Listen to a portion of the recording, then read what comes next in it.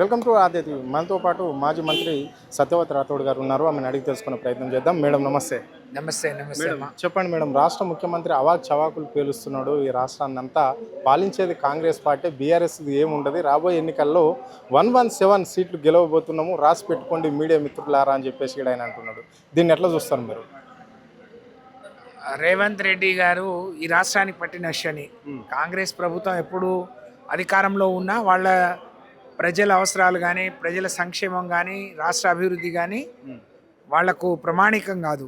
కేవలం దాచుకోవడం, దోచుకోవడం, స్కాములు, స్కీములు తప్ప. ప్రతి స్కీమ్ వెనుక స్కామ్ అనేది అవినీతిమయం చేయడం, దోచుకుంది మరి వాళ్ళ అధిష్టానానికి కప్పం కట్టడం, ఇక్కడ దాచుకోవడమే పనిగా పెట్టుకుంటారు. అలాంటి రేవంత్ రెడ్డి ఎప్పుడు ఇంకా 2 ఏళ్ళు గడుస్తాయా, ఎప్పుడు ఈయనను దించుదామని ప్రజలు ఎదురు చూస్తున్న క్రమంలో మాకు మాట్లాడే ప్రతి ఒక్కళ్ళు ఇంకేమైనా మార్గం ఉందా, ఏ విధంగా మళ్ళీ కేసీఆర్ గారు ముఖ్యమంత్రి ఎంత తొందరగా వస్తే అంత బాగుండు అని ఎదురు చూస్తున్న క్రమంలో కేవలం పగటి కలలు కంటున్న రేవంత్ రెడ్డి ప్రజల సంక్షేమాన్ని పక్కన పెట్టిండు. ప్రజల అవసరాలు ఇవాళ ఒకవైపు కరువు ఛాయలు తాండవిస్తూ ఉంటే, తాగటానికి గుక్కేడు మంచినీళ్ళు లేక ఇవాళ హైదరాబాద్ మనం చూస్తూ ఉంటే ప్రతి ఒక్కరు కొనుక్కున్న నీళ్ళు, లక్షల ట్యాంకర్లు ఎక్కడెక్కడో నీళ్లు తీసుకొచ్చి వాళ్ళ హైదరాబాద్ ప్రజలకు నీళ్లు పోస్తూ ఉంటే పట్టించుకునే నాదుడు లేని పరిస్థితిలో, గోదావరిలో ఉండే నీళ్లను ఎత్తిపోసే తెలివి లేనోడు, ఎన్డీఏసీ పేరుతో తప్పించుకొని తిరుగుతున్నవాడు, కేసీఆర్ మీద కోపాన్ని కోట్ల మంది రైతుల మీద, ప్రజల మీద తీర్చుకుంటున్న మూర్ఖుడికి ఏమాత్రం పాలించే హక్కు లేదు. 117 కాదు కదా, 17 సీట్లు వస్తే గొప్ప అనే విషయాన్ని ఈ సందర్భంగా తెలియజేస్తాం. ఇక్కడ కాళేశ్వరం అనేది కమిషన్ల ప్రాజెక్టు అని చెప్పేసి కూడా రాష్ట్ర ముఖ్యమంత్రి పదే చెప్తుంటాడు. అంటే కాళేశ్వరమే కూలేశ్వరం కాబట్టి ఎక్కడ నేను ఏ పైపు వత్తాలి, ఎక్కడ ఇప్పుడు ఏనుగులు పోతా ఉంటే నక్కలు ఎదురు చూస్తూ ఉంటాయి. 2.5 ఏళ్ళు అయిపోయింది, 30 నెలలు అయిపోయింది. కాళేశ్వరం ప్రాజెక్టు ఆ కుంగిపోయిన మేడిగడ్డ పిల్లర్లు కూలిపోవాలని ఎంత ఆశగా ఎదురు చూస్తున్నా 20 లక్షల క్యూసెక్స్ నీరు గోదావరిలో ప్రవహించినప్పుడు కూడా లేని ప్రమాదం.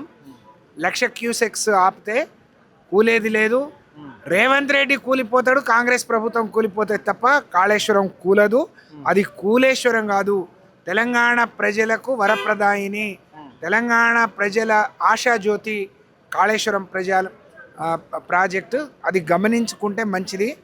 నువ్వు ఎంత మరి అత్యాశకు పోయినా, ఎన్ని శాపనార్థాలు పెట్టినా, ఒక సైకోలాగా ఎన్ని మాట్లాడినా మరి కాళేశ్వరంకి వచ్చే ప్రమాదం ఏం లేదు.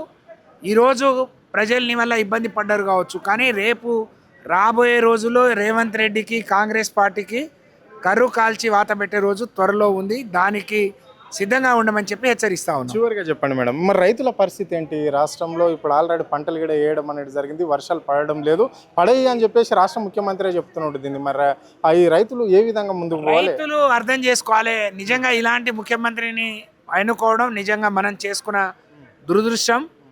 ఇది చాలా బాధాకరం.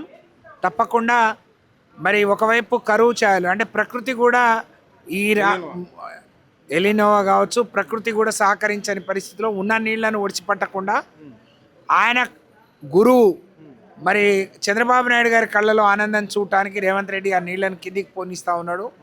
ఇవాళ దేవాదుల లిఫ్ట్ ఇరిగేషన్ స్టార్ట్ చేసినా, లేకపోతే సీతారామ చేసినా, లేకపోతే ఇక్కడ కన్నెపల్లి దగ్గర పంప్ హౌస్ స్టార్ట్ చేసినా గోదావరి నీళ్లు ఒడిచిపట్టే అవకాశం ఉన్నా తెలివి లేని ముఖ్యమంత్రి ఈ రాష్ట్రానికి ఉండడం చాలా దురదృష్టకరం.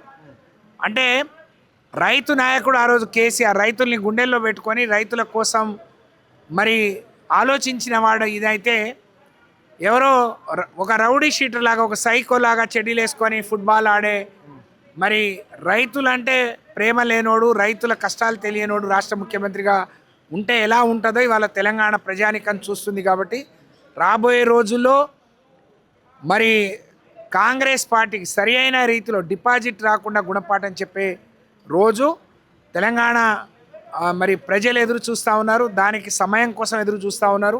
తెలంగాణ ప్రజలు మేధావులు, రాజకీయ చైతన్యవంతులు ఇప్పటికే అనేక మందికి బుద్ధి చెప్పారు. రాబోయే రోజుల్లో రేవంత్ రెడ్డికి Revanth Reddy and co company కూడా బుద్ధి చెప్పే రోజు త్వరలో ఉంది. Okay right, thank you. ఇది పరిస్థితి. అంటే ఇక రేవంత్ రెడ్డి యావత్ ప్రజలకు ఇచ్చిన హామీలే కావచ్చు, రైతులకు ఇచ్చిన హామీలను అన్నింటిని మర్చిపోయాను, ఇష్టానుసారంగా మాట్లాడడం అనేది జరుగుతుంది. రాబోయే ఎలక్షన్లో రేవంత్ రెడ్డికి బుద్ధి చెప్పే రోజులు దగ్గర పడ్డాయి అని చెప్పేసి కూడా మాజీ మంత్రి సత్యవతి రాథోడ్ చెప్పడం అనేది జరిగింది. కెమెరా పర్సన్ కళ్యాణ్ తోరు, నాదే టీవీ, హైదరాబాద్.